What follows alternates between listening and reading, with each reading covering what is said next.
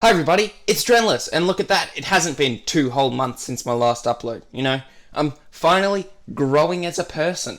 So after my last Halloween video, which was basically just a, let's play of Alien Isolation, did absolutely blow up my channel, probably because it was uploaded the day after Halloween, I decided to find another route, I decided to find another way to immediately exponentially grow my channel without any real effort.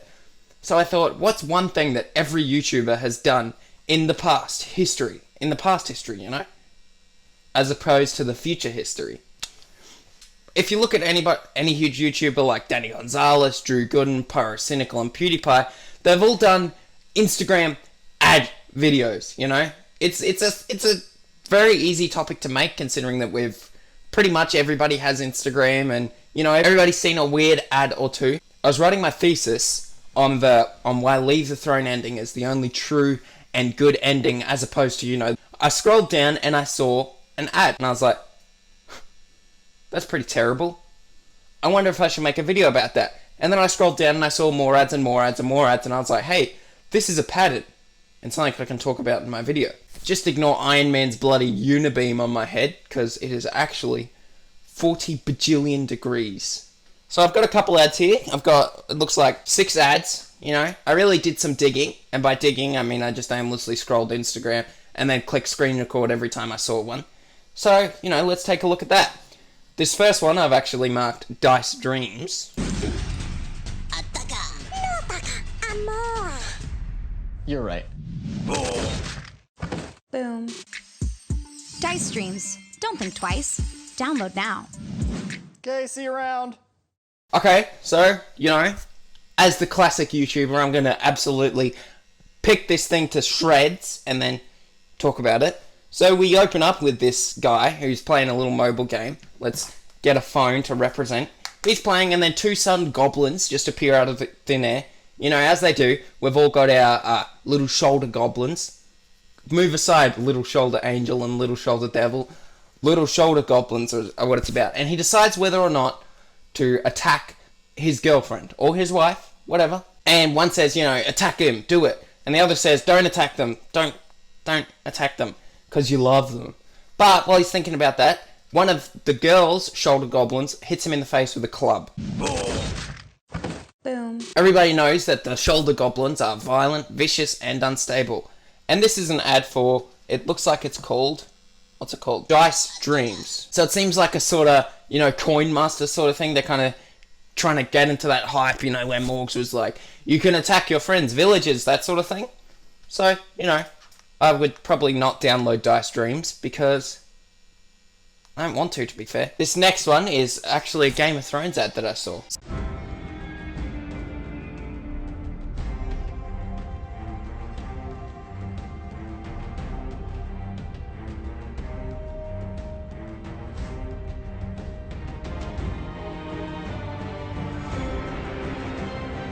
So this one's pretty simple, it starts off like, choose your location, the battlefield or Winterfell. If you've seen Game of Thrones, you know that there's really only 2 locations in the show. You've got your occasional side location used for a one-off plot, but the majority of the story takes place in the 2 incredibly well-known locations, the battlefield and also Winterfell.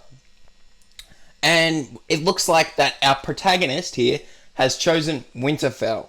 Winterfell seems more like the more politically laden route. It's sort of like choose if you're going to be some crazy warrior who undergoes adventures, or if you're going to be like a royal conniving and scheming in the shadows. And plot twist, you learn that an ally has betrayed you. So you get the option to reconsider or avenge. Now, I don't know about you, but the reconsider option doesn't sound like you're really given 2 routes here. It says, you get to avenge them, or you get to reconsider. It's like, what if when you reconsidered, you just was like, yeah, I'm doing the right thing. I am Lord Arryn of House Firefrost. 14 years ago, my father's best friend killed my brother, my sister, my mother,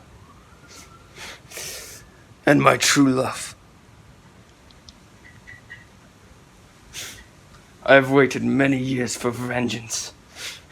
He took everything from me simply for his own political machinations. Now, my hour of vengeance is finally at hand. But so much blood has been spilt in this battle for conquest. Could this be my last chance to truly save the people I love? To redeem their souls in my own light? I give it one final thought.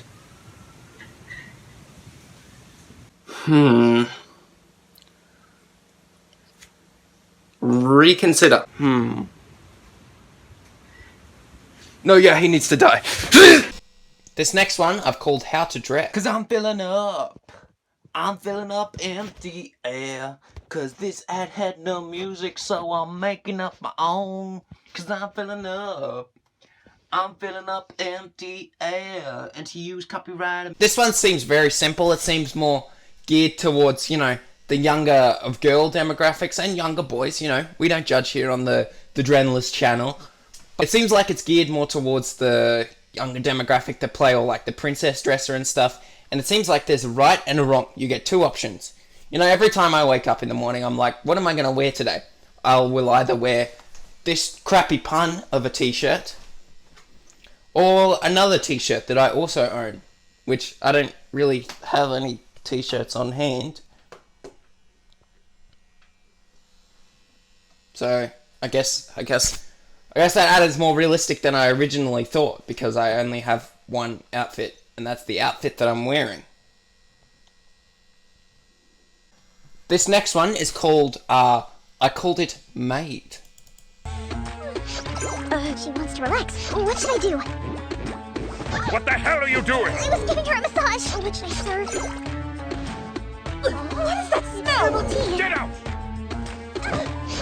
So, this seems like another sort of choose your own adventure thing, but this one seems more, I don't know who this would be aimed at. Like, who wakes up in the morning and is like, oh boy, I really can't wait to play a game where I get to pretend to be a maid and learn how to properly serve royalty.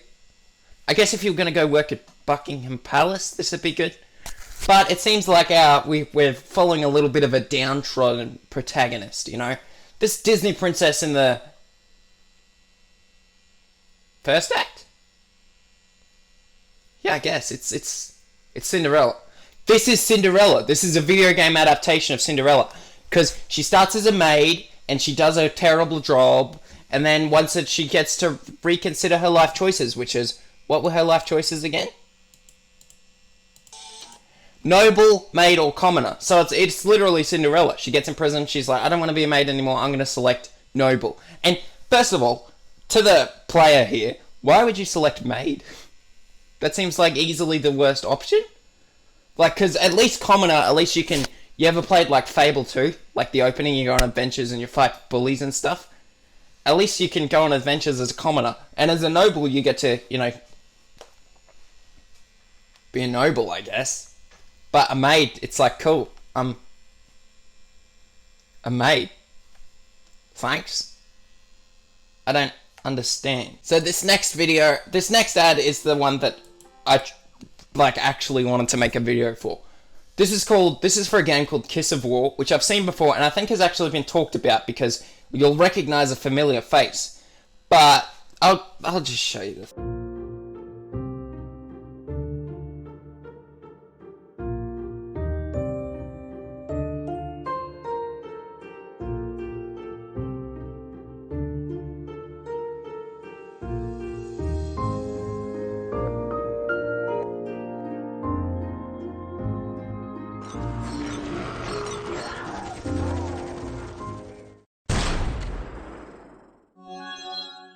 You see, it's the sniper lady from the ad, like with the rather large rear end, and everyone was like, "How's this an extended universe?"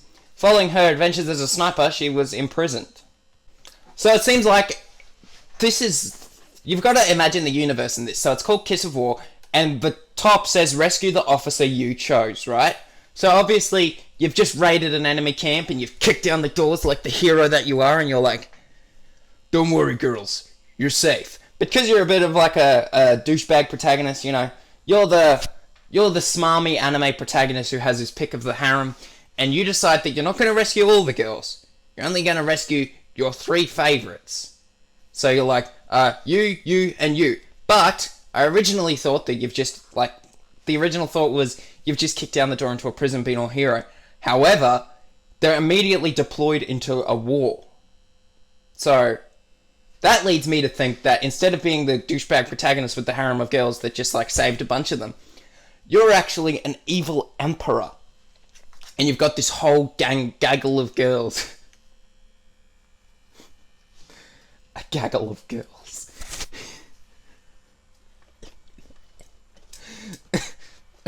You've got this whole gaggle of girls locked up in your dungeon.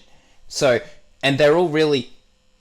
They've got stats. I think they'd have stats. Yeah, they do. Like, you have Catherine. She has intellect of 8, power of 8, physical of 9, charm of 6, and 7 of luck. 7 of luck. Then you have, just her. She doesn't get chosen because she has no stats, like, whatsoever. Grace has it's sort of like you're choosing stat-based. You're this emperor that's collected all these girls, and you've put them into your dungeon, and it's like in a video game when you go around and you do all the side quests first, and then you turn them all in at once. So you've got all these girls, and then the enemy has invaded, right? The enemy of trolls? The enemy... This is Extinction. Oh my god, this is Extinction 2. This is where Avil went.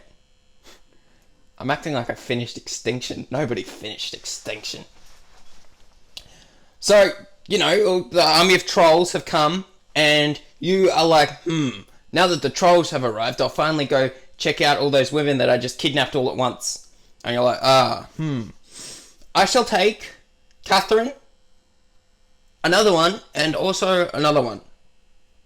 I also like, because one of them has, like, no name and no stats, it's almost like the king was like, researched all his targets first, and he was researching, he's like, oh my god, let's, oh my god, look, it's Catherine, and she has a intellect of 9, and he was like, okay, I'm gonna go collect her, and then as he was driving home, Grace in the back was like, hey, there's an empty seat here, are you gonna get another girl or something? And he was like, shit, of course, ugh. How can I be, let's just grab her. And then they just stopped the car and he was like, get in the truck! Am I really trying to make kidnapping funny? This next one, I wrote, your pet.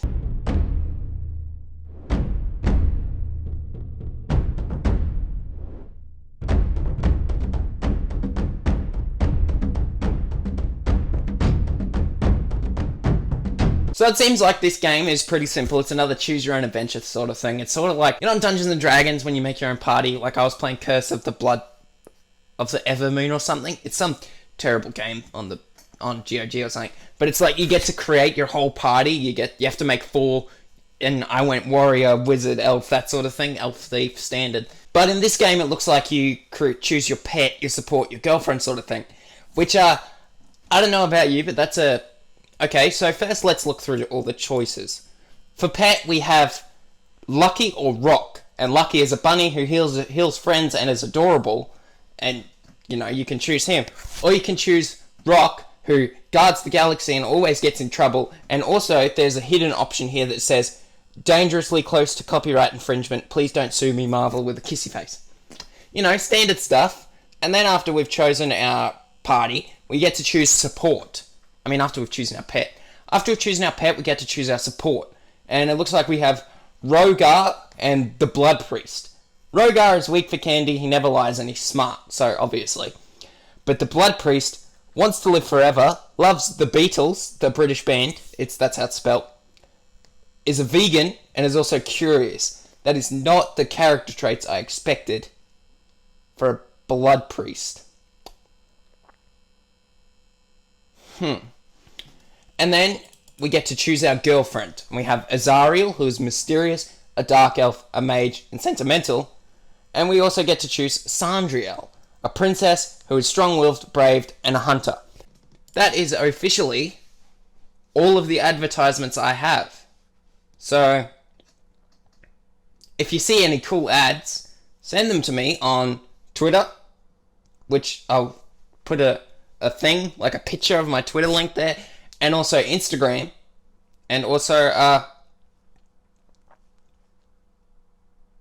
subscribe, I guess. Cause I'm filling up empty air. Cause this ad had no music, so I'm making up my own. Cause I'm filling up empty air. And to use copyrighted music will be a death sentence on its own, yeah. Look, after losing everybody and everything that he ever cared about, the Bearer of the Curse fought Aldia to prove that he was strong enough to make his own decision, and he did. He turned away from the throne because he already had the cure of the crowns on his head, and if this cure existed, then so could another one, okay?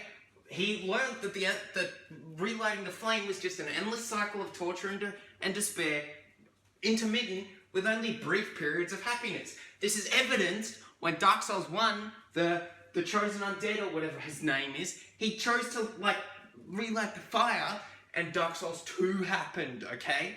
So, but the Bearer of the Curse chose the second ending. He walked away leaving the throne in disgust because, okay, and this is evidenced in Dark Souls 3 when Laddersmith Gilligan can be found dead, right? And there's obviously been a massive time jump between Dark Souls 2 and Dark Souls 3. So, if Gilligan's dead here,